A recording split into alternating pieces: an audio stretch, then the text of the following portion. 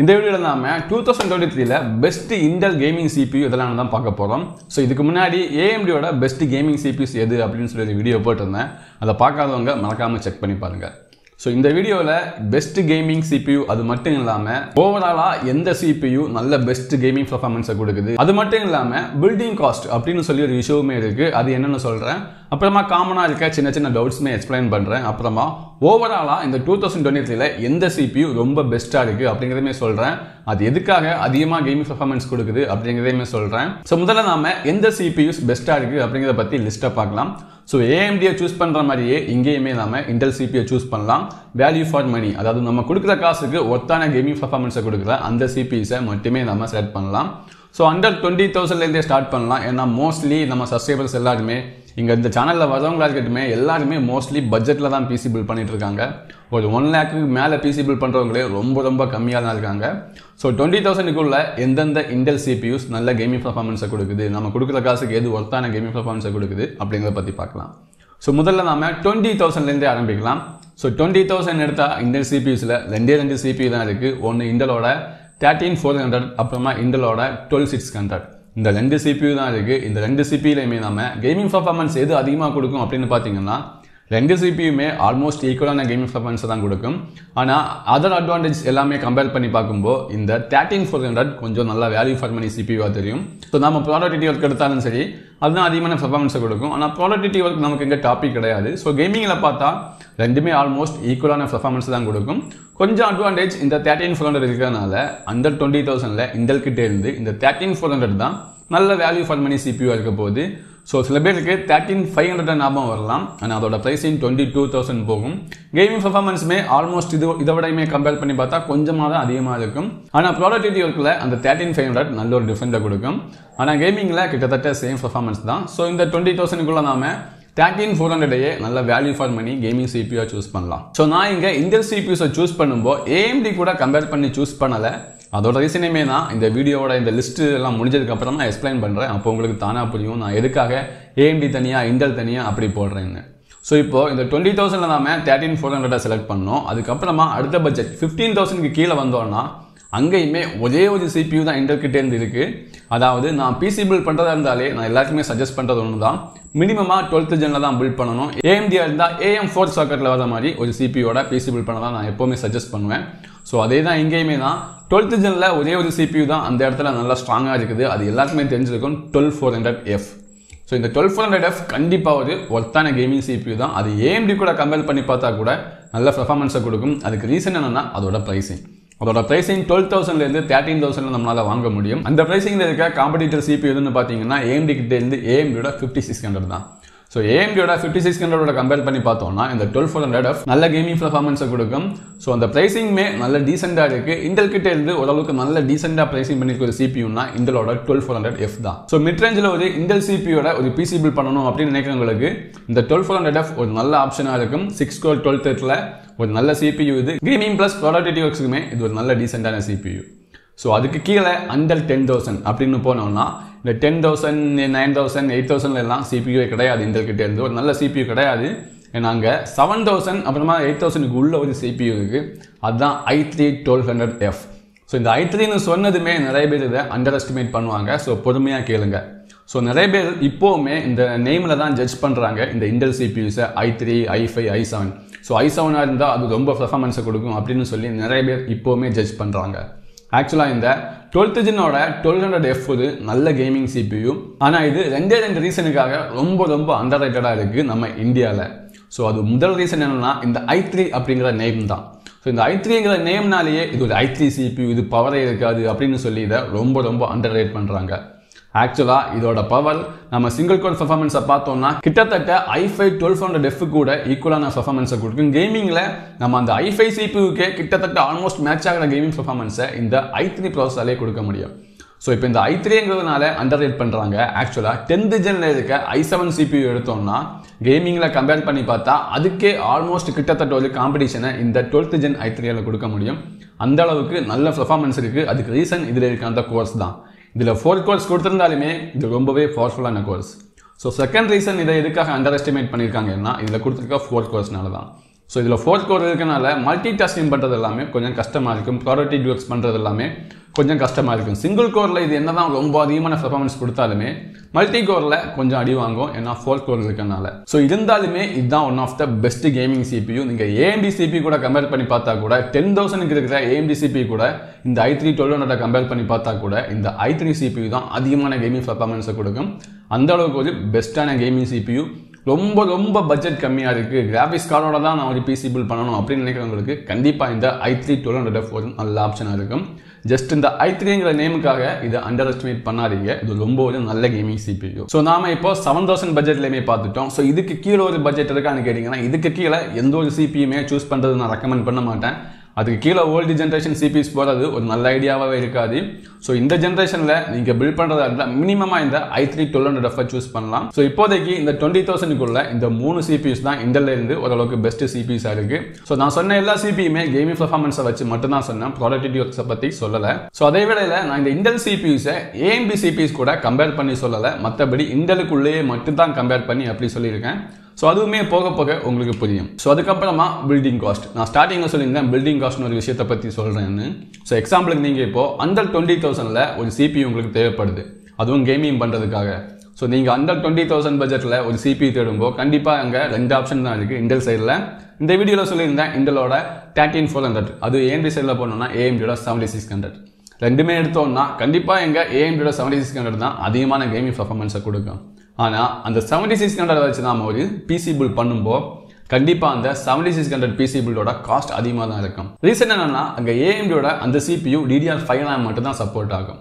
அதே வேளையில் அந்த AMDயோட மதர் போர்டுமே கொஞ்சம் காஸ்ட்லியாக தான் இருக்கும். ஸோ எக்ஸாம்பிளுக்கு நீங்கள் இப்போ ஒரு 7600ல் ஒரு PC பில்ட் பண்ணுறீங்கன்னா கண்டிப்பாக B650 மதர் போர்டு தான் சூஸ் பண்ணணும். அதோட ப்ரைஸிங் 11,000 கிட்டே இருக்கும் ஆவரேஜாக ஸ்டார்டிங் ப்ரைஸ். ஒரு ஸ்டார்டிங்கில் இருக்கிற ஒரு மதர் போர்டோட ப்ரைஸிங். அதே வேளையில் ரேமோட ப்ரைஸிங்குமே நல்ல ஒரு ரேமாக போடணும்னா 6000 MHz ரேமில் போடணும். அதுவும் நம்ம CL14 போட்டால் கூட 5000 கிட்ட ரேம் காஸ்ட் வரும். அதுவே நாம் இந்த இன்டெல் CPU எடுத்தோம்னா அதுலேயுமே நாம் H610 மதர் போர்டு போட முடியாது, ஏன்னா அதில் கொஞ்சம் லிமிடேஷன்ஸ் இருக்குது. இந்த CPUஸுக்கு நல்ல சப்போர்ட் இருக்காது.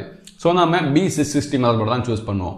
ஆனால் அங்கே அந்த மதர் போர்டு ஸ்டார்டிங் ப்ரைஸ் 9000 தான் இருக்கும். அதே வேளையில் அங்கே DDR4 ரேமுமே சப்போர்ட் இருக்குது.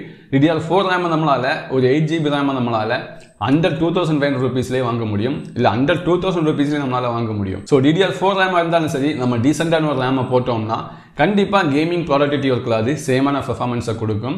ஸோ இங்கே ஓவராலாக இந்த 2 PC பில்டோட காஸ்ட்டும் பார்க்கும்போது கண்டிப்பாக AMD PC பில்டோட காஸ்ட் கொஞ்சம் அதிகமாக தான் இருக்கும். ஸோ இதை தான் பில்டிங் காஸ்ட்னு சொல்லுவாங்க. 2 CPUட ப்ரைஸிங் சேமாக தான் இருக்குது. ஆனால் இன்டெல் CPUவில் கொஞ்சம் கேமிங் பெர்ஃபார்மன்ஸ் கம்மியாக கிடைச்சாலுமே நம்மளால் PC பில்ட் பண்ணும்போது கொஞ்சம் கம்மியான பட்ஜெட்டில் அந்த PC பில்டை பண்ண முடியும்.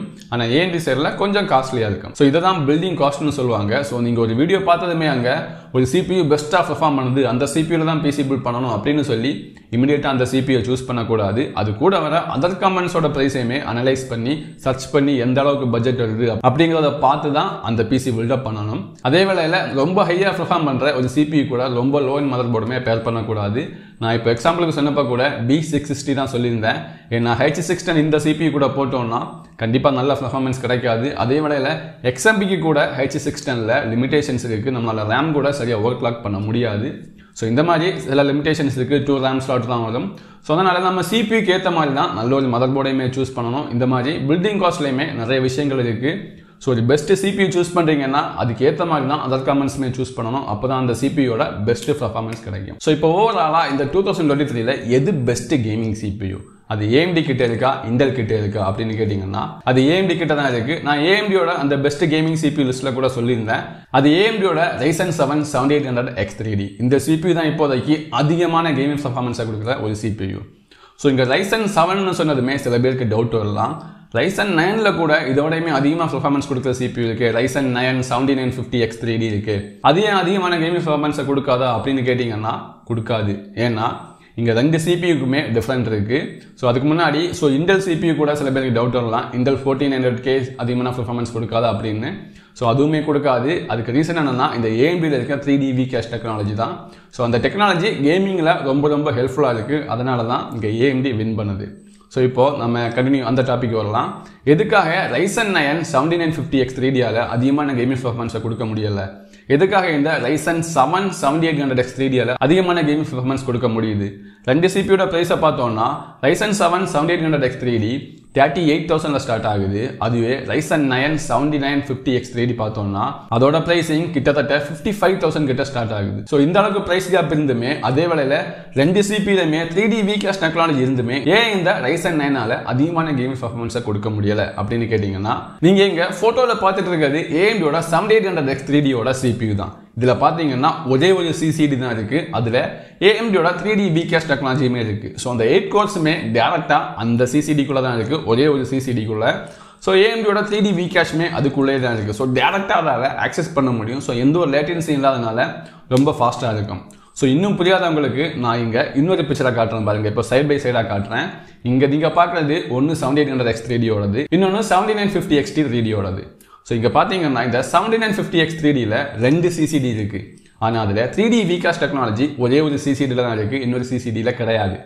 ஸோ இங்கே என்ன ஆகும்னா இந்த மாதிரி கொடுக்கறனால கேமிங் பெர்ஃபார்மன்ஸுக்கு இது அந்த 8 கோர்ஸை மட்டும்தான் யூஸ் பண்ணும். ஸோ அதுவுமே லேட்டன்சி இன்க்ரீஸ் பண்ணும், ஏன்னா கோர்ஸை செப்பரேட்டாக கொடுக்கறதுனால. ஸோ இந்த ரீசனால தான் இந்த 7950X 3Dயால அதிகமான கேமிங் பெர்ஃபார்மன்ஸை கொடுக்க முடியல.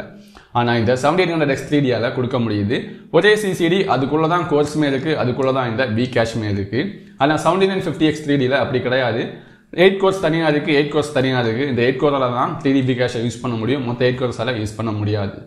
ஸோ இப்போ சில பேருக்கு இன்னொரு கொஸ்டினே வரலாம், இந்த செப்பரேட்டாக இருக்க அந்த இன்னொரு சிசிடியை டிசபிள் பண்ணிட்டோம்னா நல்ல பெர்ஃபார்மன்ஸ் கிடைக்குமா அப்படின்னு கேட்டிங்கன்னா, எஸ் கண்டிப்பாக கிடைச்சது. அப்படியுமே நிறைய டெஸ்ட் பண்ணியிருக்காங்க. டெஸ்ட் பண்ணப்போ அதால் நல்ல கேமிங் பெர்ஃபார்மன்ஸை கொடுக்க முடியுது. ஸோ அப்போ எதுக்காக இந்த CPU லான்ச் பண்ணியிருக்கணும், வெறும் 8 கோர்ஸோட லான்ச் பண்ணியிருக்கலாமே அப்படின்னு நினைச்சிங்கன்னா, அதுக்குமே ஒரு ரீசன் இருக்கு. அந்த எக்ஸ்ட்ரா 8 கோர்ஸ் என்ன பண்ணும்னா இந்த சிபியூவை அதிகமான ஒரு கிளாக் ஸ்பீடில் புஷ் பண்ணும், நல்ல ஹை லோட்லையுமே நல்ல பெர்ஃபார்மன்ஸை கொடுக்கும். ஸோ ரிசல்ட் என்னன்னா இந்த 7950X 3Dயால நல்ல ப்ராடக்டிவிட்டி ஒர்க்ஸுமே பண்ண முடியும். ப்ராடக்டிவிட்டி ஒர்க்ஸ்லையுமே நல்ல பெர்ஃபார்மன்ஸை கொடுக்கும். ஆனால் கேமிங்கில் ஓரளவுக்கு ஆவரேஜாக தான் கொடுக்கும். ஆல்மோஸ்ட் கிட்டத்தட்ட இந்த 7800X 3D அளவுக்கு கொடுக்கும், ஆனால் கொஞ்சம் கம்மியாக தான் இருக்கும். அதே வேளையில் ப்ராடக்டிவிட்டி ஒர்க்ஸ்லையுமே இந்த 7950X 3D நல்ல பெர்ஃபார்மன்ஸை கொடுக்கும். இதில் எக்ஸ்ட்ரா 8 கோர்ஸ் அந்த ஒர்க்குகள் எல்லாமே ரொம்ப ஹெல்ப்ஃபுல்லாக இருக்கும். ஆனால் இந்த 7800X 3D எடுத்தோம்னா அதில் கேமிங் மட்டும்தான் ரொம்ப அதிகமாக பண்ண முடியும். அது ப்ராடக்டிவிட்டி ஒர்க் சைடு போனோம்னா அந்த 7950X 3D ஒரு நல்ல லீடை கொடுக்கும், ஒரு நல்ல பெர்ஃபார்மன்ஸை ப்ராடக்டிவிட்டி ஒர்க் சைட்லையுமே கொடுக்கும். ஸோ அதனால தான் அந்த CPU அந்த அளவுக்கு பிரைசிங்ல இருக்கு. இந்த 7800X 3Dயை ஒரு 38,000லேயே வச்சிருக்காங்க. இதுதான் இந்த CPUல இருக்க மேஜர் டிஃபரெண்ட். இதனால தான் இந்த பட்ஜெட் CPUலையுமே நல்ல கேமிங் பெர்ஃபார்மன்ஸை கொடுக்க முடியுது. ஸோ உங்களுக்கு கண்டிப்பாக புரிஞ்சிருக்கும்னு நினைக்கிறேன். புரியலன்னா கமெண்ட்ல சொல்லுங்க. ஸோ அதுக்கப்புறமா இன்னொரு விஷயமே சொல்லியிருந்தேன், எதுக்காக இன்டெலை தனியாக போடுறேன், எதுக்காக AMDயை தனியாக போடுறேன்னு. என்னை பொறுத்த வரைக்குமே ஒரு CPU சூஸ் பண்ணுறோன்னா அது இந்த மாதிரி பெஞ்ச் மார்க்கெல்லாம் பார்த்து சூஸ் பண்ணக்கூடாது. முதல்ல நம்மளோட நீட் எதுன்னு பார்க்கணும், நமக்கு என்ன தேவைன்னு பார்க்கணும். என்னோட தேவை இப்போ கேமிங் பெர்ஃபார்மன்ஸ் மட்டும்தான், எனக்கு கேமிங் மட்டுமே போதும்.